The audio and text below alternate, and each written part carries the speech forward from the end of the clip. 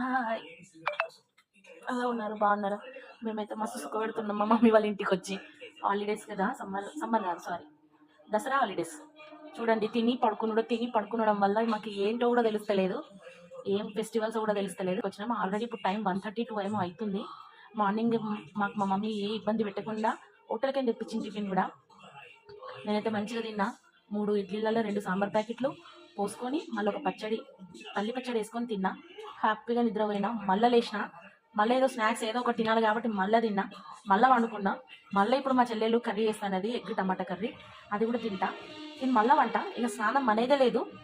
Maybe చూస్తే evening చేస్తా, లేకపోతే నైట్ పడుకునే ముందు చేసి పడుకుంటా హాయిగా. అంతేగా, మమ్మీ వాళ్ళ ఇంట్లో ఉంటే అంత ఎంజాయ్మెంట్ ఉంటుంది.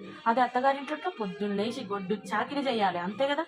అందుకే ఏమున్నా మమ్మీ వాళ్ళ ఇంట్లో ఉండే ఎంజాయ్ చేయాలి. మీరు కూడా మీ మదర్ వాళ్ళ ఇంటికి వెళ్ళి ఫుల్ ఎంజాయ్ చేయండి, ఓకేనా?